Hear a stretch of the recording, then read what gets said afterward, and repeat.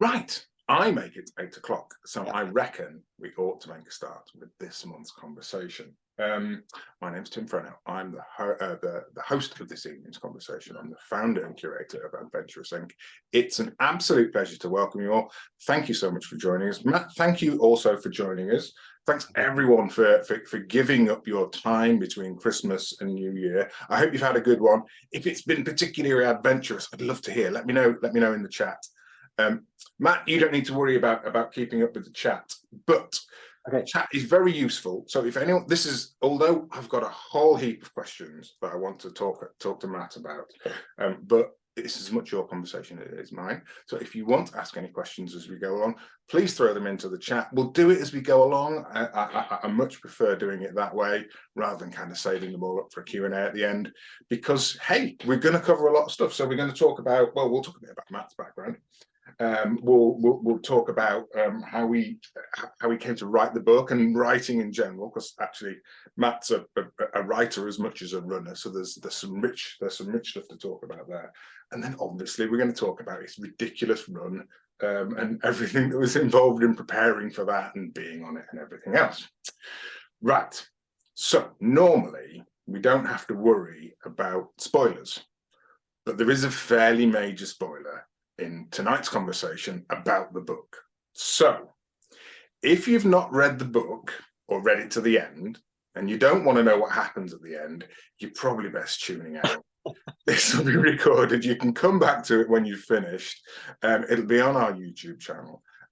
But I've got to let you know, Matt doesn't finish. Let me bring Matt in, because I've been on pin. Let's bring Matt in. Hello, Matt. Thank you for joining us. Hey, thank you for having me. The spoiler's kind of in the title, I think. Do you know, you say that, but I when I was reading, I'd never got it into my head that actually you might not finish this, even though the spoiler was there in the title. And it was only because I was plowing my way through, and then all of a sudden I'm like, oh, it looks a bit thin by the time.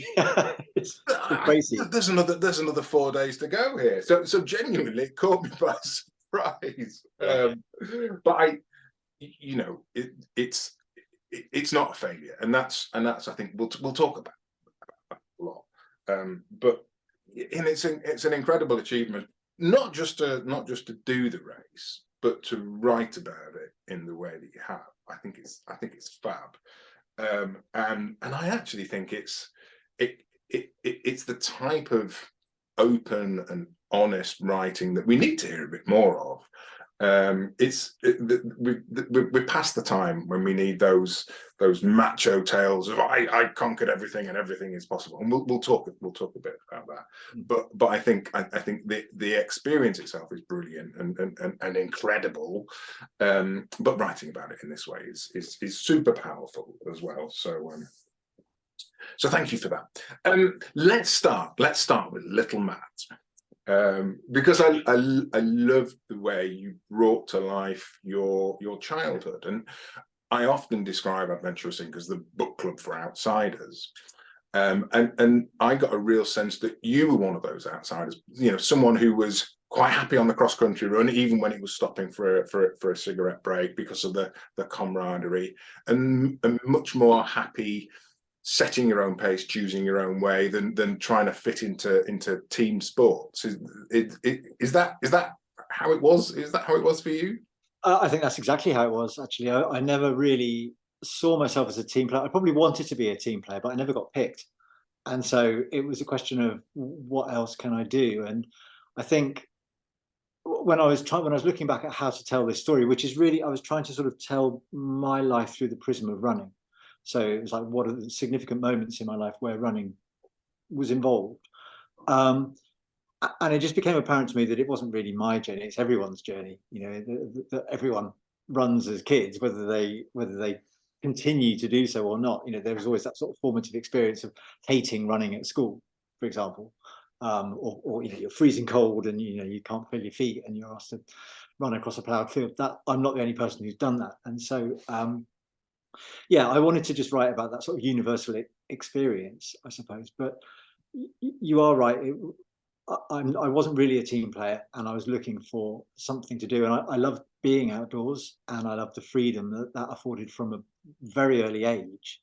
I mean, I suppose I grew up at that age, that time when, as long as I could walk and I knew my address, I could probably go anywhere, and I did. According to my mother, on my first day at primary school, I went missing after the first lesson. And I think there was sort of, fairly laid back, casual conversations, phone calls that went on, rather than the kind of all points bulletin that might happen today. And apparently I walked home, which was about 3 kilometers away, thinking that I'd finished school now. I'd done school, the one lesson. And it was pointed out to me that I had another 18 years of education to go. But so definitely, I think I don't remember that, but I guess I wasn't afraid of just, disappearing into the horizon and seeing what lay beyond. Amazing. Sorry, I just got a horrible error message popping up on my laptop. Thought it was all going to shut down. I don't think it is. If I disappear, Matt, you'll just have to entertain everyone. Yeah, very good. It has been known for me to disappear in the middle of conversations, and the audience can pick up the conversations because it's as much your conversation as mine. I don't think I'm going to disappear, but apologies for pausing there. But yeah, I mean, I love. So you paint a lovely picture of your dad as a runner in a time when running wasn't really a thing, was it? It was not at all. It was quite out there. It was weird. I mean, I grew up in a very sort of middle class town called Berkhamsted in Hertfordshire, and I remember all the dads played tennis and rugby and football, and my dad hated team sports. He never understood sport, and he never understood music. The two things together were just didn't compute for him. But running, he had always done, and he's got a story which he must have told me about 150 times now about how Roger Bannister taught him to run. And he's 81. And sometimes he can have a sort of flight of fantasy, but there's usually a kernel of truth there. And he's always told me that Roger Bannister taught him how to run, and it might be true. I just never know. So he was always a keen runner, but he used it for one specific reason, which was just to kind of escape from the really heavy duty parenting moment of the day, which was bedtime. And I mean, I think, he generally just had a hard day and he just wanted to come back and just decompress for quickly before jumping into parenting. And that's what he did. That's when he would go for a run, and he sort of picked his moment, I suppose, which was 6:30 on a weekday with 3 small children, and it just never went down well. But he never adapted it. He always did it, and then he'd come back and he'd be amazing. And that was the thing that I remembered. He'd come in, barely say a word, go upstairs, get into those tiny little shorts that they wore in the 70s, and tennis shoes, and just a cotton t-shirt, and he disappeared. But when he came back, he was fantastic, Dad, and he'd ask all about it. He'd be washing up and talking to us and doing all the stuff. And that, to me, even before I'd gone running, it just seemed to be there was some sort of magic switch that went on. When you headed out the door and you came back, something magical had happened, and that's what really encouraged me to ask if I could join him, which I don't think was that welcome at the time, but but it must be a nice thing to share now. I mean, what does he think about all the running that you do? You must share that. Well, I didn't really tell him that I was doing that much running until I'd written this book, I think. And I gave him the book to read because obviously he's in it, and I wanted him to read it before it's published. I wanted him to feel happy with it because it was my childhood recollection of, I distinctly remember the conversation when I asked my mum if I could go with Dad, and she was, she leapt on it and was like, yes, absolutely, you can. And I wanted to kind of check that he was, it was right. And he just laughed. He said, yeah, that was absolutely how it was. And then when I started going into the longer runs, he I think he worried a bit. So he was really interested in the Dragon's Back. And he knew that I was doing this race, and technology being what it is now, you can track people. You can sit at home and dot watch. And he's not great with technology. He believes he's the only human being on the planet that can't operate an iPad because his fingertips are different than everyone else's, and and that's just how it's been for the last 5 years. But we my brother and I hooked him up with an iPad so that he could dot watch. I didn't think he would, and he did throughout the whole thing. And I picked up all these texts after the race, checking that I was okay because it was glitching. And so every time there was a glitch, he would panic that I'd fallen off a mountaintop or something. So I think that's quite nice, actually, that he's embraced quite a sophisticated bit of technology to reconnect with something that he used to love doing himself, and too old to continue now. That's brilliant. Yeah, and it was a surprise to me, but I like that. And he gets the map out because he's really good with maps, so he can sort of follow what's going on and zoom in and out on the on those dot watching things. I have to say, I often read our books with a map, and I did the same with yours as so many, because it does bring it to life when you can envision where people are going and the routes people are following. If you can read a map, of course. Yeah, which obviously you can now, Mac. Well, late starter, but yeah. I remember specifically with the Dragon's Back when that map arrived. We might as well be looking at the surface of Mars. I can read a map, but it was just when the contours are so tight and so wavy, and I'm used to looking at a map of where I live around here, and I can look at a town. But when you're looking at mountains and you're not used to that, it's a step up. And I remember feeling quite intimidated by the whole process. So does the map arrive as part of a pack then? It's like, right, you've signed up to this, here you go, or I think you can order the one from the previous year. So it changes ever so slightly every year. So I'd ordered the one from the previous year to just get my head around it, and now I can look at it and I understand it and I know what's going on. But initially it was just everything was such a step up, and that was one, looking at the map thinking, because everything's in Welsh and I'm not that familiar with Welsh names and trying to remember things. It was just one of the many challenges, I think, with that race. One of many. And obviously, the rest of your family are runners as well now. We were talking before we started, and you were saying they're just back from a night 10K. Yeah, they are runners now. They weren't. I've always run, but for a long time it was very low key, and it would just be me going out on my own and maybe doing 6K and not really know what I'm doing, and just to decompress, because I work from home. I've always worked from home on my own, and it's just a chance to get out. And so that running has always been there. But I think when my 4 children finally grew old enough to look after themselves to a certain extent, or just be reasonably, they're not going to burn the house down if I disappear for half an hour, then I could go out and I could get a bit, I could maybe go and do a longer run. And it was one of my daughters that got me into parkrun back quite a long time ago now, about 2016, something like that. And she just wanted to go and see a friend, I think, whose parents were doing parkrun. So she said, "Can we go down?" And she tried to sort of talk me into it. And it sounded like a terrible idea when she pitched it to me, that it was a social activity where a whole bunch of strangers got together and ran around the park in a non-competitive way. And I just thought, what's the point?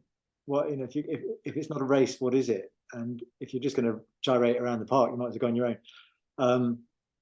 So that was quite a sea change. And I think it was from that moment on when I realized that, it's not a race, it's a run. It's totally a race, if that's what you want it to be. And I found myself being massively competitive, and I'd never done that before. I'd never really been particularly competitive, and I found I really enjoyed it, and mostly being competitive against myself, and realizing quite late in the game that I could go faster, and then realizing that I probably didn't have that long before I was going to start getting slower. And so I had that real sort of sense of urgency that time was running out and I needed to seize it. And so my daughter was pretty into parkrun, so I would just go down with her. My wife Emma didn't think, I seem to remember saying she physically couldn't run at one point. She might dispute that now, but I remember her saying, "I just can't run. I haven't got the knees for it." And then decided that she might as well, she can't beat them, join them. And just really got into it herself. And my son, my youngest son, because we couldn't leave him at home, I had to really sell it to him. There was a proper hard sell going on, that hot chocolate afterwards, and then I had to run with him, because I think he was 10, and I think I can't remember, there's an age where I think it might be 11 where you can run independently. And I think I had about 10 park runs where I had to run with him. and I could not wait for him to turn 11. And I think he equally was just like, what that's wrong with my dad anymore. So then it was on, and he ground his way to 50 because he wanted the t-shirt. And then he stopped and he retired, and he's never run again. And now he's a gym bunny and he's nearly 18. But yeah, everyone, all three children run. My wife runs, and yeah, they're all on their own journeys, which is really nice to see. Yeah, no, it's lovely. But so it's not always the case that writers include their family in a book. But you've got some history there, haven't you? You know, it's not the first time that the family have been there. And in fact, my sense is that this is one of the books where you've been more to the fore in comparison. Do you want to tell us a little about your writing background and where Failure Was an Option fits into all the writing that you do? Yeah, that's your thing, isn't it? Yeah, and it's a good observation that I have written about my family before, and it's not something that I do very lightly. I don't just take them for granted. I don't consider them to be sort of public property or anything like that. But I mean, I've always been a writer since my early 20s, and initially I started out as a novelist, and I published about 10 novels, I think.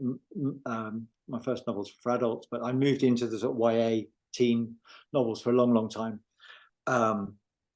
because I was to support my writing. I was also an agony uncle for a teenage girls magazine called Bliss, which was regular. I saw it as regular work when I got offered the job, and didn't really take it very seriously, and then suddenly did take it seriously and realized that it was a position of a lot of responsibility.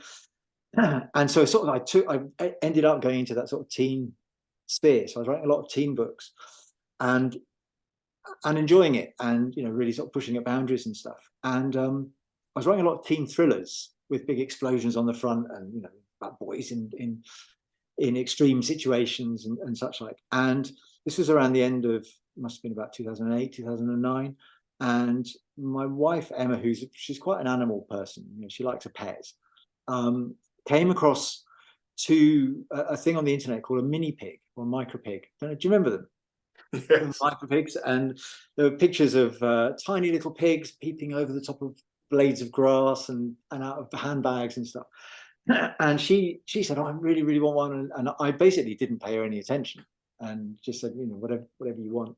And she went off and with a cat basket, and came home with two micro pigs, and they basically joined the family. And they were sold to her as being no bigger than a small dog, and they made ideal home pets and all this sort of stuff. And so these two pigs arrived, called Butch and Roxy, which was the only concession that I had, which were names that I wasn't allowed to call our children. So they were the cast-off names. We had Butch and Roxy, and they were the sort of the focal point for the weekend, and the kids loving it, and they were very, very cute tiny little things. And then come Monday, my wife went to work and the kids went to school, and she put her head around the office door and said, they'll be all right with you, won't they? And I hadn't twigged what my part of the bargain, I suppose, was that I was going to have to look after these pigs during the day. And as I say, they were tiny. And so I was trying to write, and you got these two pigs sniffling around on a blanket on the floor in this office, and they just started taking up my time. First of all, it was probably me looking at them going, "That's so surreal having two pigs in the house." And then because they're quite high maintenance, they don't just sit around, they want your attention. And anyway, it was a whole side distraction that I suddenly started doing less work and more trying to look after pigs that were also growing a little bit. And around the same time, mini pigs became like the internet darlings. So my wife was slightly ahead of the time. So all these celebrities were like Katie Price and the Beckhams were getting mini pigs. And I remember saying to my teen editor, we've got a pair of these mini pigs. And I started thinking, I wonder if there's a book in this. And it was just the right time, right place that I basically pitched a book about life with two mini pigs called My Life with Mini Pigs. And I got commissioned to write the book, and I thought, this is actually, these mini pigs are going to support themselves, which meant writing about the family. And I kind of thought about it, and I thought, I'm going to change their names, like that made any difference. So in my life with mini pigs, their names are different. And the other thing was, I'm going to write about it honestly. That was really key to me, to write nonfiction, to do so honestly. So I started writing, and the book was kind of commissioned or sold to the publisher as a bit like a real life Babe, I suppose, these sort of tiny little pigs. So I started writing, and over the course of weeks and months, the pigs began to get bigger, and they got to a point where they were no longer the pigs that I had pitched to the publisher, that these tiny little things that lived in a handbag. They were quite big. To sort of, they were getting on to sort of Labrador size, I suppose. And it also, in that time, we realized very quickly that pigs aren't indoor creatures, and their welfare was the priority. But beyond the book, beyond everything else, we brought these 2 pigs into our house, into our family, and we suddenly realized that they're not designed to be indoor pets. For example, there's a lot of myths about pigs being dirty and all that sort of stuff. They're actually very, very clean. And a pig will create a toilet area in a paddock as far from their sleeping quarters as they possibly can. In a house, that meant going behind the television in the front room, because it was at the far end of the house, away from the office. And I could not stop them from doing this. And I couldn't stop them from sniffing a biscuit that one of the kids had dropped behind the radiator 6 years ago, and prizing the radiator off to get to it. So they were smashing the house up, basically, and also getting bigger, and to the point where they would sit on the sofa, and I come in at the end of the day, and the pigs would be lolling around, waiting for the lottery to come up or watching EastEnders or whatever. And I'd pick up Roxy and I'd put her on the floor so that I could sit on the sofa. And it got to the point where she was unhappy about this, and she got to the sort of size where I come in and I looked at her, and she looked at me as in, come on then. And I thought, no, I'm going to sit on the floor. And I remember sitting on the floor thinking, this is just wrong. It's wrong that they're indoors. They're not indoor creatures. They need to be outdoors. So I keep chickens. I've got a couple of chickens. I said, let's put them in with the chickens. And so we put them in, and they trashed the chicken coop. And so we had to make it a bit bigger.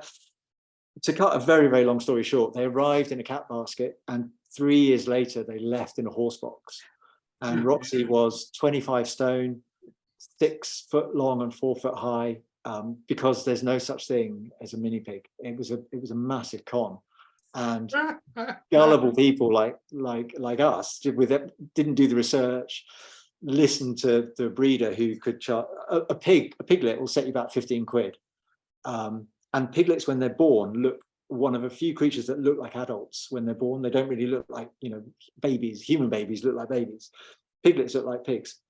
And a piglet will cost you 15 quid. A mini pig was at the time about 500 quid. I think it went up to thousands. So it was just a skim out, really. Just a scam. And but we had to go through this huge rigmarole of trying to support adult pigs in a normal house. I had to register as a farmer, because you can't keep livestock without, suddenly dawned on us that we were breaking the law. So I am a registered farmer still, I think.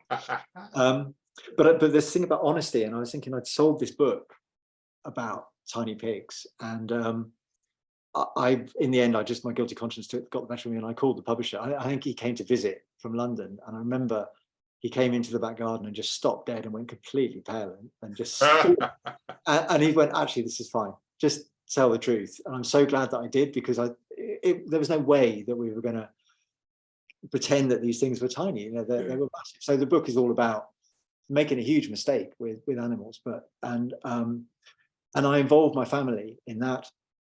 The book kind of did quite well, and it sold around the world and stuff. So the publishers wanted another one, and we'd actually managed to finally rehome the pigs in a farm on a sheep farm in the Peak District, where they were set to work turning the fields for sheep because they wanted to sow crops for the sheep. And anyway, it ended happily.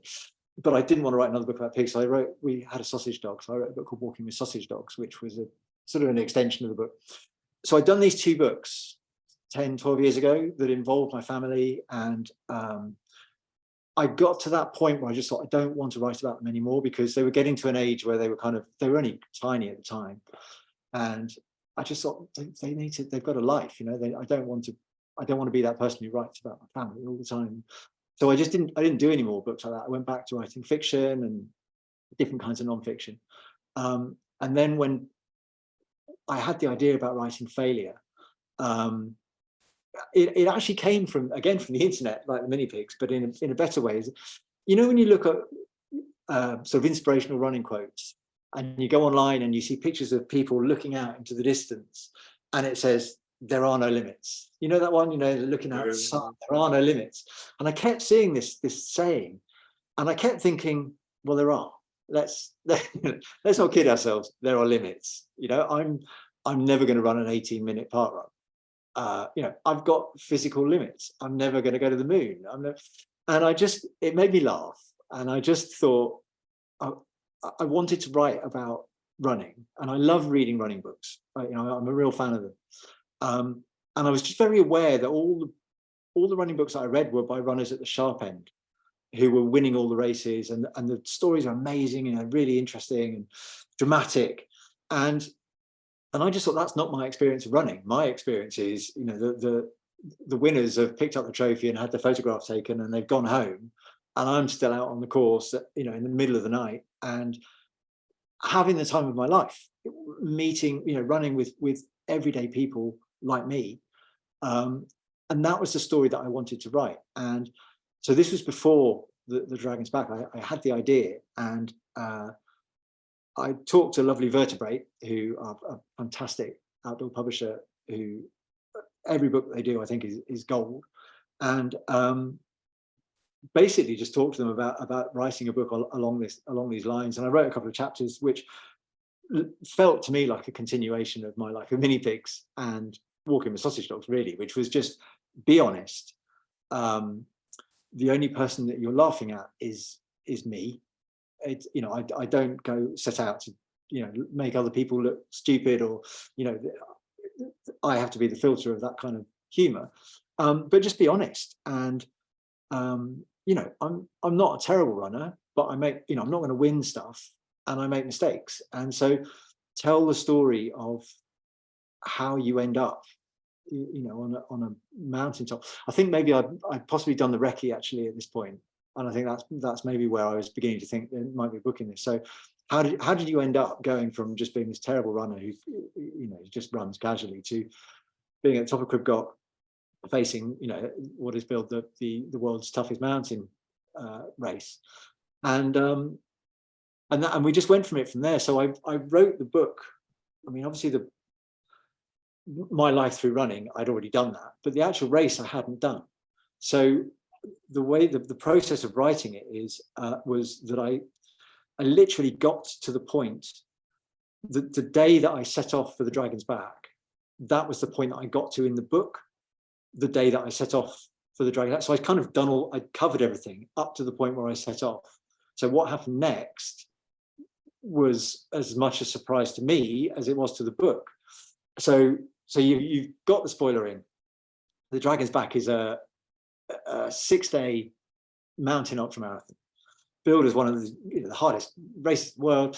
I'd done all the training. I'd taken it really seriously. I'd made all the mistakes of navigation, and I got on top of it. And I had done everything I felt I could do realistically as an amateur runner. You know, I haven't got sponsorship, I haven't got that sort of time to, you know, be a full-time runner.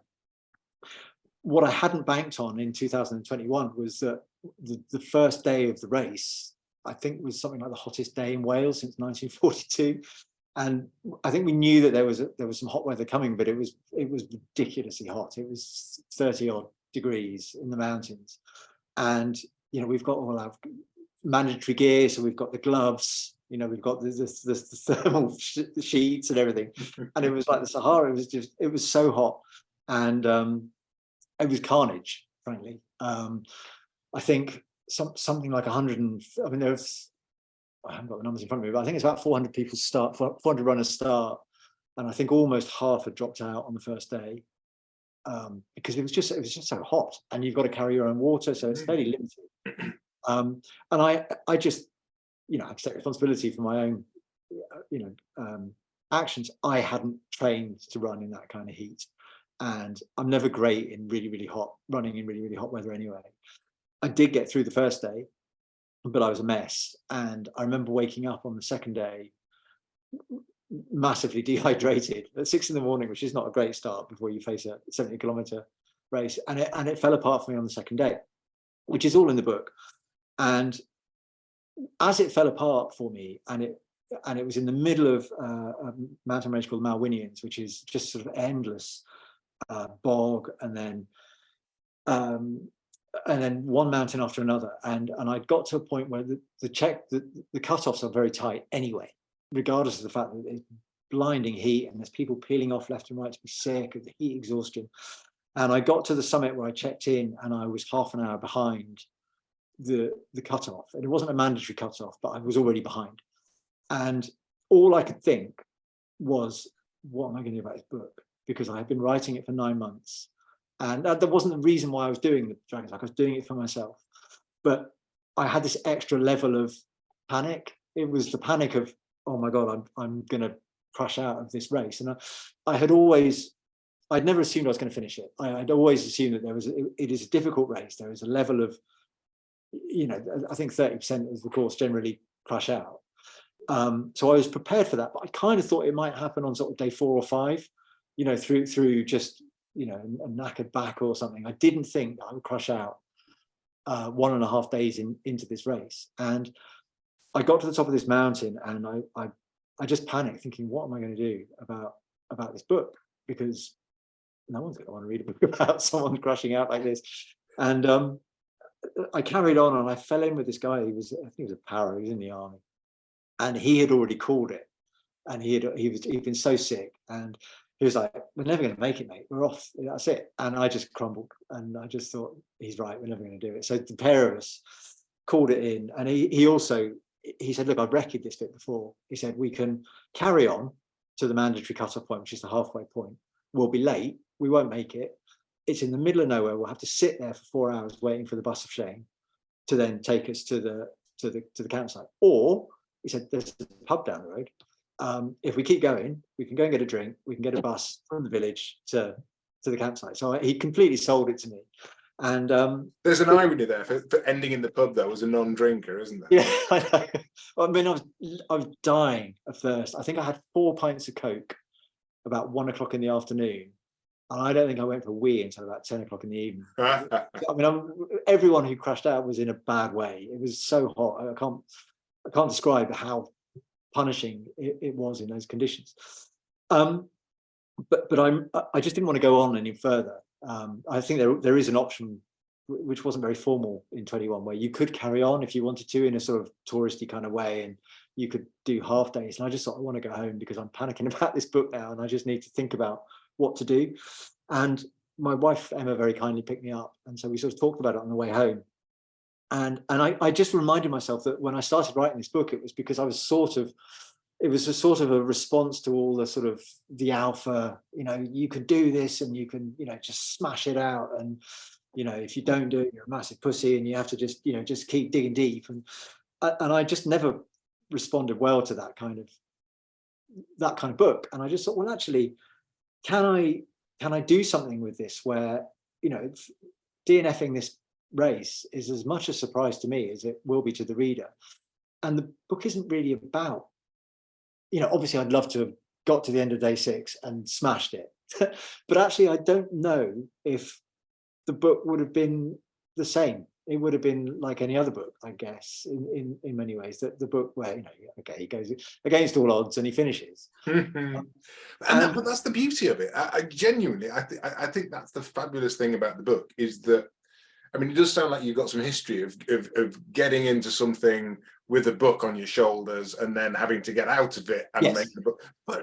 But being able to apply those skills as a writer to telling an honest story about this is what happened and this is my experience, for me, that makes it so much more relatable. And it's. But I guess that's why these books are quite uncommon, because most people think, well, there's no book there. If I've not finished first or triumphed over the odds or all that, there isn't a story. And actually, we need those stories. We need those stories. This type of story, probably much more than those hackneyed tropes that we've heard, that we've read and been told so many times. I hope so. I mean, obviously, like I said, I'd love to finish the race, but from writing the book, I look back and I think I'm really glad I didn't. I'm really glad for the sake of the book. I think it's a better book. I feel more rewarded by the ending of that book than I would have done had I have just gone day 1, day 2, day 3, all the way through to day 6. Because I remember thinking I'm going to have to swallow my pride a bit here and be the guy in public who doesn't finish races. But that's fine, because I felt that the book offered something, because I genuinely came home, and in the long, on the drive home with my wife, I was going, do you know what, those mountains are amazing. I've got to take you back there, and maybe we could hire an RV and just go and have a weekend. And I just started thinking all these things that I'm excited about now, about going into the mountains and climbing up paths that I didn't really think existed, and using a map.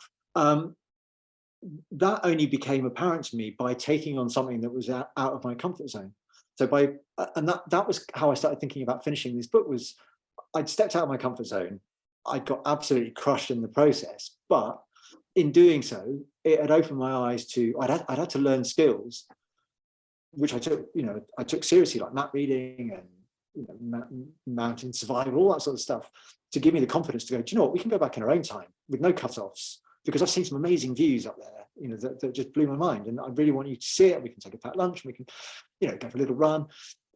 And that to me was the reward, I think, from the whole experience of a day and a half of a 6-day race in the mountains, because it wasn't really a day and a half, it was a year. From the moment that I took it upon myself to sign up, to then thinking, I'm going to have to be really responsible about this and do the training and learn to read maps and do everything properly, so that I'm not just arriving as some idiot who's destined to fail. I really, really thought I'd done everything that I possibly could. So by the time I delivered the book, I personally felt more rewarded by the ending, even though I kind of had to say to myself, I am going to have to just swallow my pride here, because there is no, I'm going to have to put my ego to one side. The book is called Failure is an Option, the whole book began with that title, by the way. It wasn't sort of an add-on.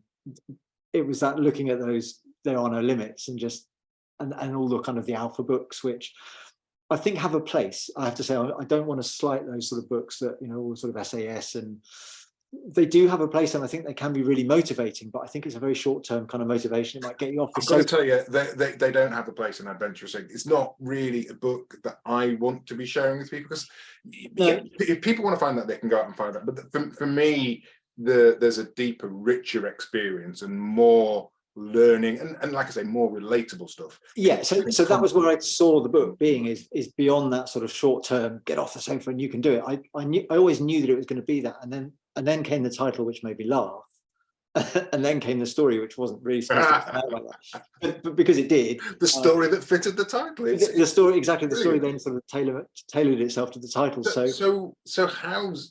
I mean, you said that about being the guy who's got to be in public as the person who doesn't finish races. Is that how it's been? I mean, I'm interested in how that's panned out. Well, just the way that it's panned out is, I have, after Dragon's Back, I've done I've just had a disastrous year of running. So this was 2021. I then took on a race called the Arc of Attrition, which is a 100-mile race around the Cornish coast in January, and I DNF'd that 50 miles in. I then wanted to complete the 4 Centurion 100-milers, and I've done 3. I failed at 1 and done it again, which was the South Downs Way 100, and I DNF'd that as well. And it was for the same reasons, which I think I've got on top of now, which was hydration. I think I've been way too reading everything and taking it at face value about always drinking 500 ml of electrolyte on the hour, every hour. And I do this, and I end up feeling like I've swallowed the sea after about 4 hours, and then it all goes wrong for me. And I had this sort of light bulb moment after the South Downs where I was thinking, I know what I'm doing wrong. It's not the distance. It's just, this is what I'm doing. But then I got injured in July. I tore my patella tendon, and I was off for 3 months. And so I'm not even the guy who fails the races. I'm the guy at the side of races during a friends and family on at the moment. But I'm finally getting back to it. But yeah, I've definitely been to sort of shorter races before I got injured, and it was like, "Here comes Matt, he won't finish." And I was thinking, "Have you read the book?" Because I do finish races. It's just, it was the one big focus race that I didn't finish, but I don't mind. I'm quite happy to laugh at myself about it. But I mean, I think the powerful thing there, though, is setting out to achieve something that seems impossible. I mean, it does seem impossible to do any ultra. To me, and I'm sure most people, I run a little bit, but I could never envisage doing an ultra. Never mind something like the Dragon's Back, and having that confidence to say, well, I'm just going to go out and give it a go, and then the process to put the work in that you need to get to that start line and get as far as you can. It's an incredible achievement, really. That's the adventure, I think. I said to you earlier about it was a year of racing in that from the moment I signed up, something that was way beyond my abilities or comfort zone. It was then, how am I going to do this? What do I do? And it was the adventure was, okay, I need to learn how to map read. I need to go and spend a day on Crib Goch on my own. Everything I did, building a tire and a tire pull and learning to, run up a hill with a tire, it was all an adventure. And I really loved that. And I think I'm always keen to say that the book isn't really about how to run a 6-day mountain ultramarathon. It could be about, how to get off the sofa and run 5K or a half marathon, or, every distance that you haven't done can seem impossible. Absolutely. And so it's the same process, whether you're stepping up from a 5K to a 10K, 10K to a half to a marathon, and then you make this jump into kind of what seems ridiculous, but it's all process. And I think that was the thing that with any sort of adventure is it's process over outcome, in terms of your preparation, and just making sure that, you're always, unexpected things will happen on this adventure, but are you in a position that you've done the work to cope with it, to respond to it? And, it so happened that when it got blindingly hot, I wasn't in a position to respond to it. But that was one of the things that I really learned from the book is about the importance of problem solving and dealing with stuff in the preparation and when you're out there. It's not about physically fit. It's not just about fuel and hydration. There's the mental aspect of working out what you're going to do and how to take decisions in a very difficult environment, really. Yes, and the whole, as soon as I signed up, that date just became the focal point of the following year. And as the weeks and months ticked by, it just dominated my life. And my wife was brilliant with it, because it was the sort of the third person in the marriage, I suppose. The Dragon's Back was like, I was just constantly thinking about it.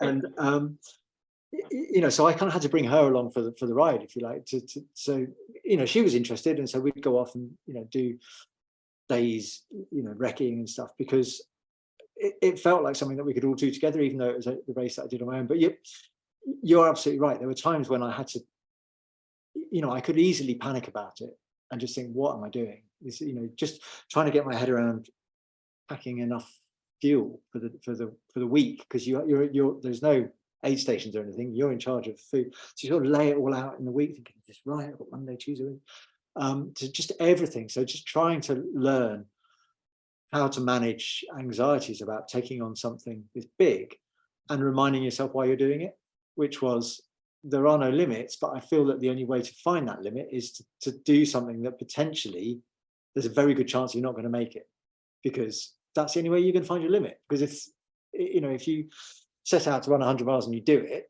and then that's not your limit. So I wanted to do something where there really, really was a strong chance that it was going to fall apart on me, and that's the kind of race that I still like to do. That sort of adventure race where things go wrong and things are unexpected, and it's like a very, very slow moving game of chess, where you're constantly trying to think one step ahead, whilst shoring up your defenses, even though everything's been taken. And I just really love that. It's a sense of adventure, but you're never alone. I think with these sort of races, there's always other people, and they're always generally in the same boat as you. Mm. Just I'm interested in that dynamic actually about. I guess it's sort of collaboration versus competition, and there's a bit in the book where I think it's on the second day, and everyone starts descending down a hill because there's a stream down there, but you end up following other people down to the stream, and there must have been lots of examples of that. Does it feel like a competitive thing when you're out there, or does it feel like it's a collaborative thing? No, I don't think those longer races do feel competitive. I mean, and like 100 miles or a 6-day multi-day event where you're so completely out of your comfort zone, certainly the sort of the people that I'm around, my cohort, if you like, I think the front runners go off and they generally very experienced, they know what they're doing, they're talented, very far, they've got the crew. When you've got like the regulars like me, everyone is just so out of their comfort zone that you're not thinking, well, I might win it, because that's not even part of the equation. There's always an element of competitiveness, I think, towards the end, but I think that's I've used that before with 100 milers where I finished. I have I might use, you see that person up ahead, let's get past them in the closing miles, but we're talking about 5 miles out of 100. For everything else, it's I don't get off on that sort of feeling of competition. I'm in competition with myself for sure, but not against other people until I see the finish line, and then it's red mist.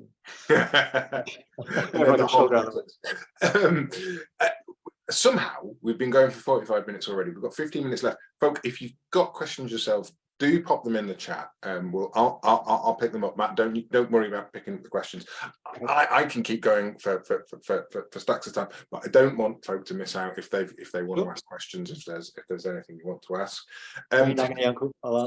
You were saying there, Matt, about kind of picking off someone and saying, well, I'm going to catch up with them, and it strikes me that a big part of race preparation and running is about breaking it down into bite-sized chunks and making this impossible thing a whole series of possibilities that you can tick off. I think that's a really good observation, because it's the most intimidating thing when you sign up for something that is just beyond your reach, to think, is how am I going to do this? How am I going to manage this? And I remember the first time I signed up for a 100-mile race, the North Downs Way 50, the logistics became an issue, as in, how am I going to get home? Because it's 100 miles. It's from Farnham in Surrey, I think, to Ashford in Kent. And I was thinking, how am I going to get back? So between my wife and I, we thought, well, if we do a car drop at the finish, and she drops me in the morning, then I can drive home. So I had to drive my daughter's terrible old banger of a car up the M23 and then around the M25 to get to Ashford. And it was a really slow car. And all the way along the M25 and the M whatever it is, you can see the North Downs Way.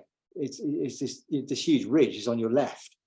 And it took me about 2 hours to drive to Ashford. And all the way I was thinking, I've got to run this. And it freaked me out, really freaked me out.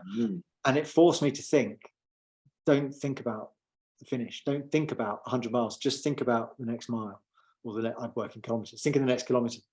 And that, to me, I've never lost sight of that. That's really important. And I think it's a good, if I could give any advice to anyone who's thinking, I'd like to try something like 50 miles, 100 miles, or 50K, but I don't think I'm capable of doing it. It's just, don't think about 50K. Just think about the next kilometer.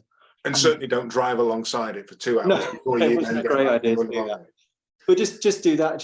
And again, it's that process over outcomes. You just think about the next kilometer, because the times that you do think about, and I've done it before, where I'm 20 miles in and I'm not feeling very well, and I'm thinking I've got another 80 to do, and that's usually when my head drops and the spirits go a bit. Whereas if you just think, there's all sorts of ways of breaking it down. I mean, because I work in kilometers, 100 miles is 160 kilometers, and I often just try to get through the first 60 kilometers. Then I'm into double figures once you start getting down to 99. And 60 kilometers is a long way, but it's not 100 miles. And so for me, that's just a little sort of psychological thing. But yeah, definitely don't think about the whole adventure. You just have to be in the moment. Think about one footstep after another, the swans on the river or whatever it is, and let the distance take care of itself. It's not actually the main issue. I think that's starting to lean into a question that's coming from Jessica there about how do you deal with the boredom or the monotony for running for that amount of time?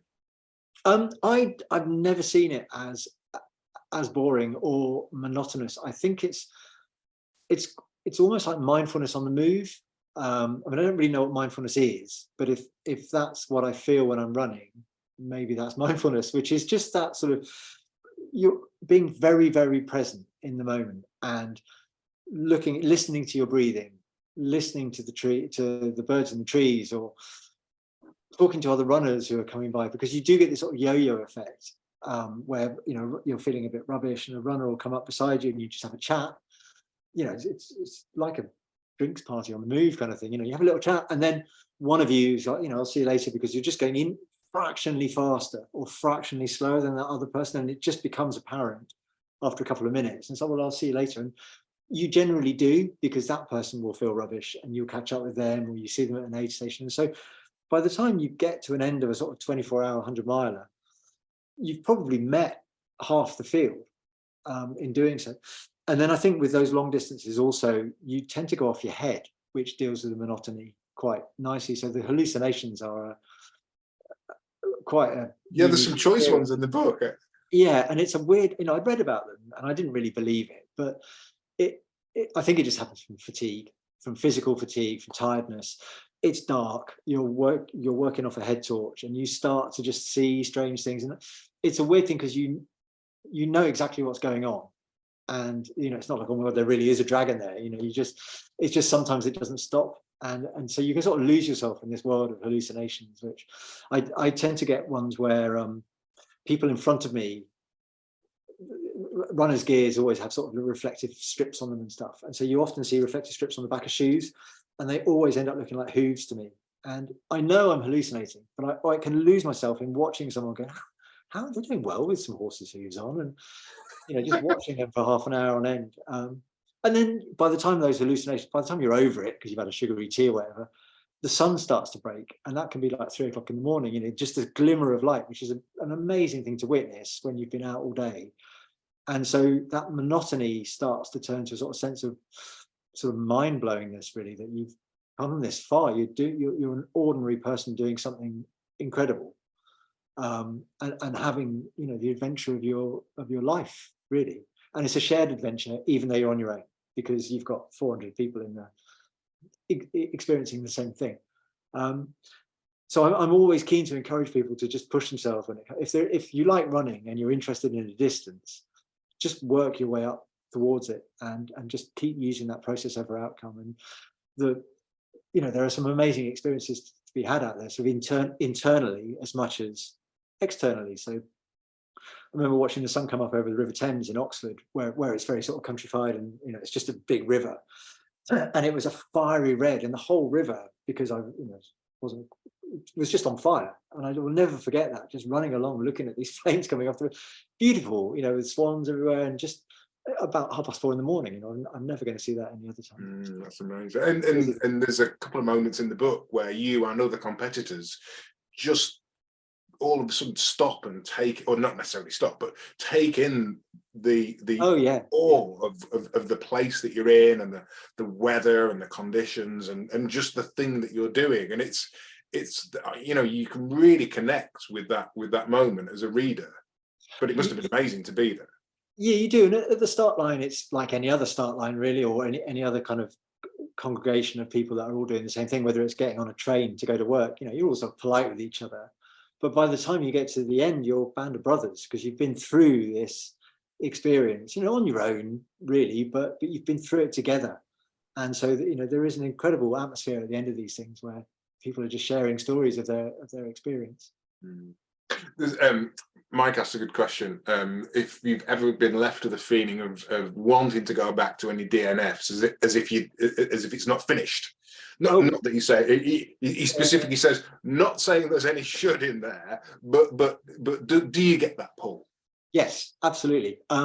So I'm not. I think one of the misconceptions about this book is I'm not that happy about DNFing. I'm not like, I'm the guy who fails the races and doesn't care. I'm gutted that all that effort and time, and that's why I had to kind of really think about the Dragon's Back. It's been a year of my life, and I'd ended up a day and a half being cooked on a mountain. That wasn't what I'd set out to do.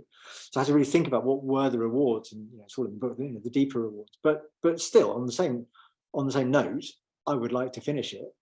So I am actually going back next year to have another crack, but I don't want to make a big song and dance about it, because I don't want to be the guy who fails twice in public. I don't mind failing once. But no, there's always races that if I've DNF'd it, I'll go back and have another go. I don't think there's ever a race where I've gone on never again. That was awful. I mean, I haven't DNF'd many races, but I've had a string of them recently, and all of those races I'm going back to try again, having learned lessons from them. And sometimes I think, you're not meant to finish a race the first time. It's about learning. I learned an awful lot in that day and a half on the Dragon's Back, not necessarily about being on the mountains, but coming into camp at 1 o'clock in the morning, just having, eaten nothing for 18 hours, just been sick the whole time. I'm not really selling it, and then getting into a tent with 8 people that I didn't know and trying to get my stuff sorted out, and they've all gone to bed. And that was an experience that I hadn't planned for. And I'm prepared now, so the second time around I'll know that actually the race isn't over when you get through the end of the first day. There's a second thing to do, which is camp preparation and doing all the faff and all the admin, as they call it, the mountain admin, and having the brain to think, am I ready for the next day? So sometimes I think you have to do these things, try these things once, to then learn from it, to go back again. I think if I was just banging my head against the ceiling, I wouldn't be so keen. So I didn't enter the Dragon's Back, the one that's just happened at the end of earlier this year, because I wanted to watch from afar and see how people got on, and see, a lot of people made the same mistakes as me, and I knew about that mistake. I could see it coming.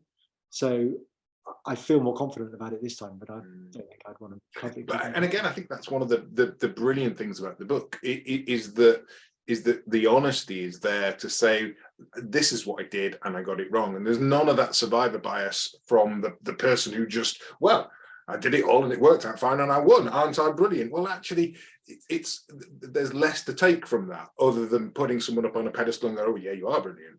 Yeah. Whereas this level of honesty allows us all to learn from that. And I've always thought that in so many different instances, we need to hear much more about failure and not just talk about success all the time, because the failure it's not a failure, it's a learning. And you've used that it is a learning process, and there's a balance to be had, because I didn't want to come across like Mr. B, just like this sort of accident prone idiot who just goes into things unprepared. I really tried hard to prepare and do my best, but that whole honesty thing was really important to me, that I had to be absolutely honest from the start. And there's always a temptation to gloss over things and go, well, that didn't go very well, maybe I won't mention that.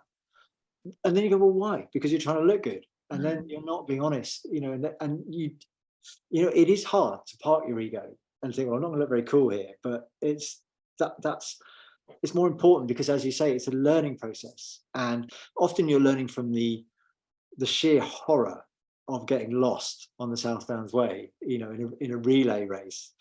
That it was the emotion that I learned from, the horror of, I don't ever want to do that again, and that was the motivation for me to get to grips with map reading, and I could have brushed over that. I could have not even mentioned that, it wasn't relevant, but it was just, I thought, it was relevant, but if I'd have glossed over it, it wouldn't have been. And it was brilliant. And all of those instances just made for such a good book. I love that you said there. It's hard to park your ego.